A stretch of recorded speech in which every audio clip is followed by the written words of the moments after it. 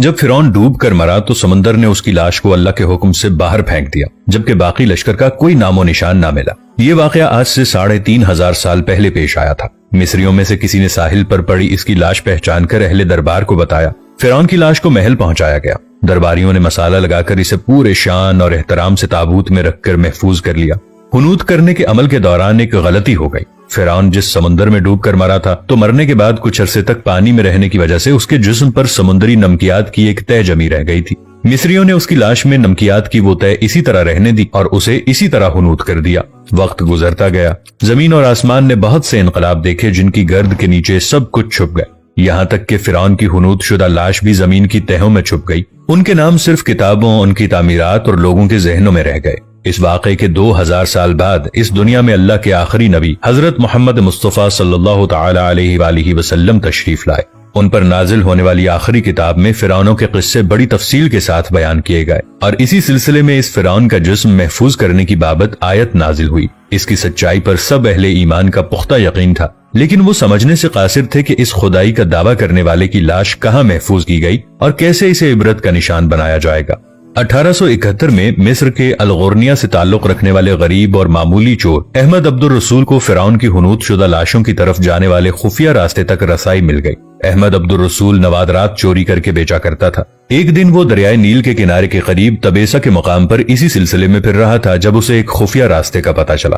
وہاں وہ نوادرات کی چوری کے لیے کھدائی کر رہا تھا کہ اسی دوران اسے کچھ لوگوں نے پکڑ لیا اور پولیس کے حوالے کر دیا۔ وہ جس جگہ کو کھود رہا تھا وہاں سے ملنے والے راستے کی جب مسلسل کھدائی کی گئی تو یوں 1891 کو دوسری ممیوں کے ساتھ اسی غرق ہونے والے فرعون کی لاش بھی مل گئی۔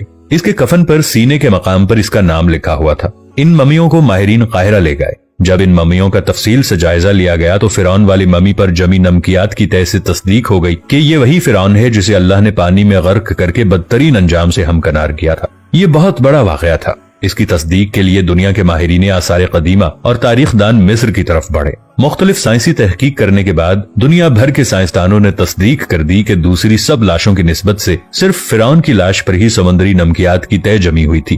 اس تصدیق کے بعد اسے فرعون کی لاش قرار دے کر عجائب گھر میں محفوظ کر دیا گیا۔ 1982 میں فرعون کی ممی خراب ہونے لگی تو اس وقت کی مصری حکومت نے فرانس کی حکومت کو درخواست کی کہ فرعون کی ممی کو خراب ہونے سے بچایا جائے۔ اس کے علاوہ جدید سائنسی ذرائع سے اس کی موت کی وجہ بھی معلوم کی جائے۔ چنانچہ مصری اور فرانسیسی حکومت نے مل کر فرانس لے جانے کا انتظام کیا۔ جب فرعون کی لاش کو فرانس پہنچایا گیا تو ایئرپورٹ پر اس دور کے فرانسیسی صدر بذات خود حکومت کے اعلیٰ عہدیداران، تمام وزراء اور فوج کے افسران کے ساتھ استقبال کے لیے موجود تھے۔ فرعون کی لاش کا استقبال کسی عظیم زندہ بادشاہ کی طرح کیا گیا۔ فوجی دستوں نے سلامی دی۔ فرعون کی ممی کو ماہر ڈاکٹروں کی ٹیم کے حوالے کیا گیا۔ اس ٹیم کی سربراہی ڈاکٹر مورس بوکابے کر رہے تھے۔ مائکروسکوپ ٹیسٹوں کے ذریعے ممی کے تمام اجزاء کا باریک بینی سے جائزہ لیا گیا تو معلوم ہوا کہ اس کی لاش پہ سمندری ذرائع ابھی تک موجود ہیں اور موت کی وجہ بھی پانی میں ڈوبنا بتایا جاتا ہے۔ ایک بادشاہ کی موت پانی میں ڈوبنے کی وجہ سے ہو، یہ ڈاکٹر مورس کے لیے حیرت کی بات تھی۔ اس نے اس ممی کے بارے میں مزید جاننے کی کوشش کی تو اسے معلوم ہوا کہ اس بادشاہ کی موت کے حالات مسلمانوں کے نبی حضرت محمد صلی اللہ علیہ وسلم پر اتری کتاب قرآن مجید میں تفصیل سے درج ہیں۔ اسے علم تھا کہ جہاں سے اسے یہ لاش ملی ہے وہ اسلامی ملک ہے، چنانچہ تجسس کے ہاتھوں مجبور ہو کر وہ مصر پہنچا۔ وہ ایک سائنسدان تھا۔ اس نے اس معاملے میں مصر کے ایک سائنسدان سے ملاقات کی اور اس نے قرآن پاک کھول کر اسے سورہ یونس کی آیت 90 تا 92 کا ترجمہ لفظ بلفظ سنایا۔ فرعون کا خدائی دعویٰ کرنا، اس کا پانی میں ڈوب کر مرنا اور پھر پانی سے نکال کر اس کی لاش کا حنوط ہو جانا اور پھر دوبارہ لاش کا ملنا اور پھر اس کی لاش کو جدید سائنسی دور میں دوبارہ محفوظ کیا جانا، سب کا اشارہ ایک جانب تھا اور بہت واضح اشارہ تھا۔ تجھے بعد میں آنے والوں کے لیے عبرت کا نشان بنا دوں گا۔